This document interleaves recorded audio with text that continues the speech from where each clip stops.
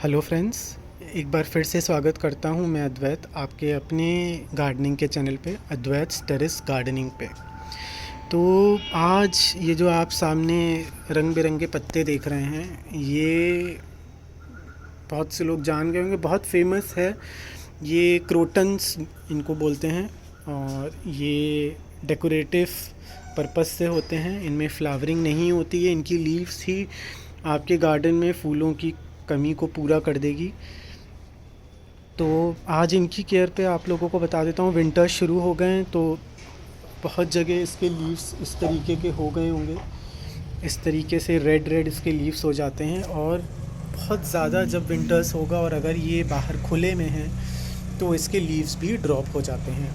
तो इसको डायरेक्ट उससे बचाना है। तो चलिए अभी सब चीज़ों पे आते हैं और सबसे पहले शुरू करते हैं कि इसके पॉट का सिलेक्शन। देखिए, ये जो आप मेरे पास ये 4 क्रोटन के पेड़ हैं और थोड़ा अंधेरा है, सॉरी फॉर दैट।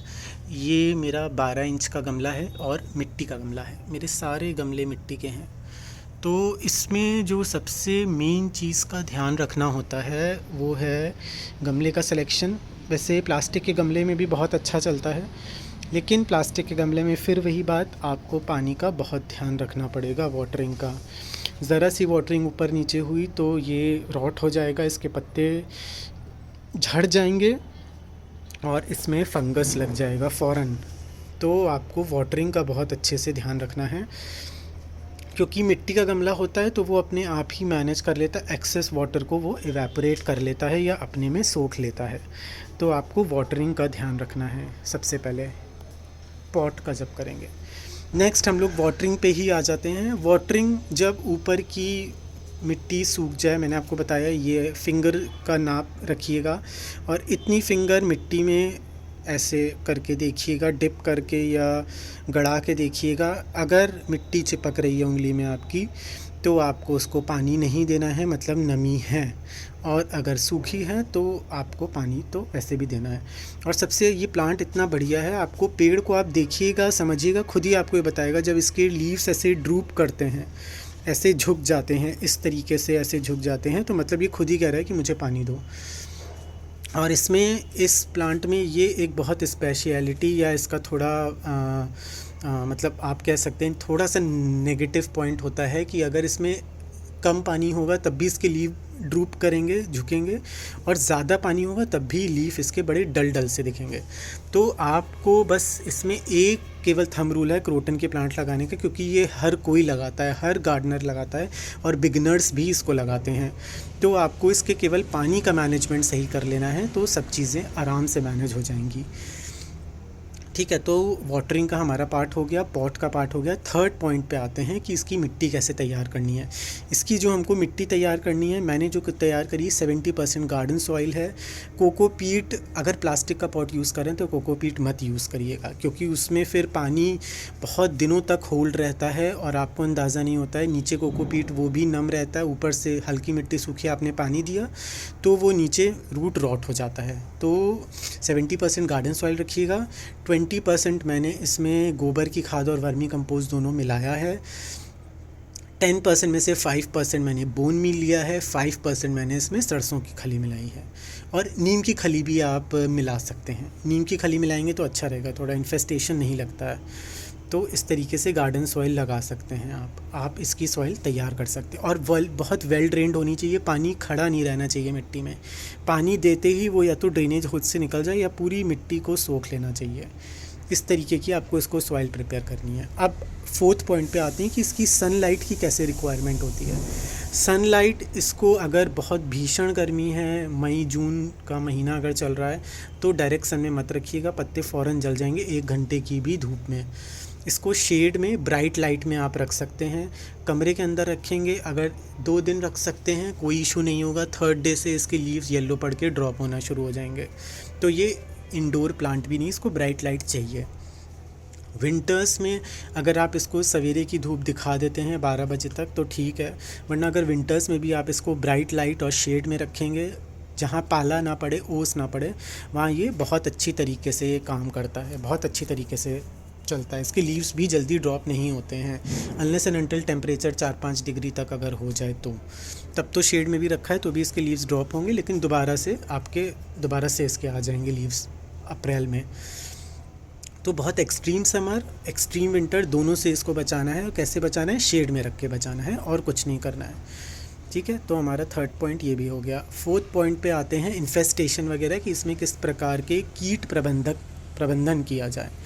तो इसके लीफ के पीछे का जो ये हिस्सा होता है, यहाँ पे वाइट फ्लाइज का अटैक होता है। मेरे लकीली प्लांट्स में कुछ है नहीं तो मैं आपको ऐसे दिखा नहीं पाऊँगा। एक बार हुआ था तो वो मैं सीख गया था। ये देखिए इसके लीव्स कितने क्लियर हैं, कितने क्लियर और वो है।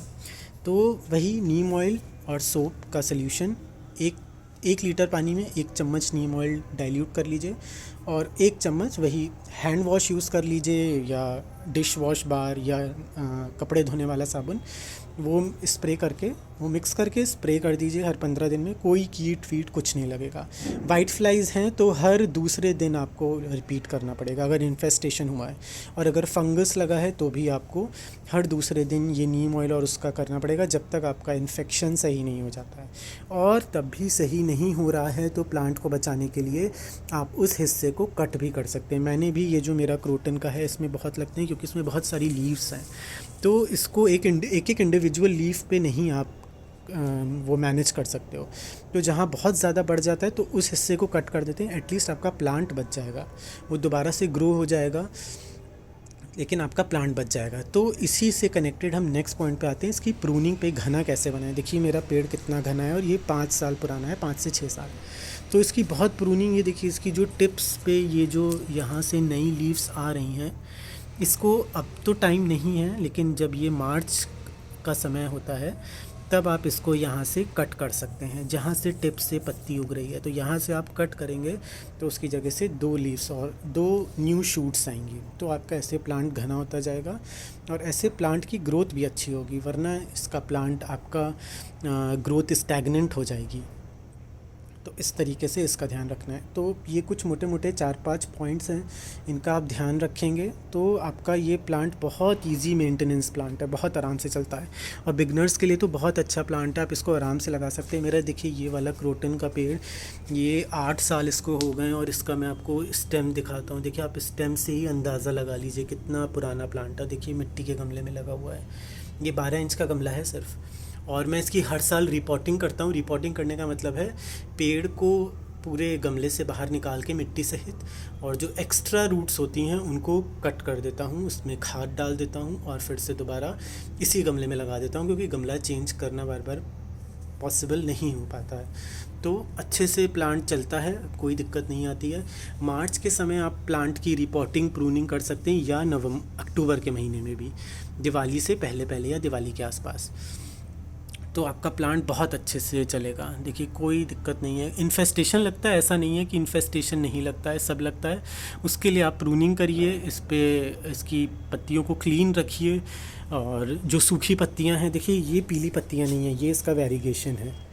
तो ये अभी ये लेकिन सब धीमे धीमे झड़ने लगेंगी। जैसे जैसे 5-6 डिग्री टेम्परेचर और ड्रॉप होगा तो वो होता है। तो वो स्वाभाविक है, ऐसा कुछ नहीं है। कोई डरिएगा मत कि प्लांट मर रहा है या कुछ है, आपका प्लांट आराम से चलेगा। तो इन सब बातों का ध्यान रखिएगा तो आपका प्लांट बहुत लंबा चलेगा और बहुत सालों तक आपका साथ निभाएगा।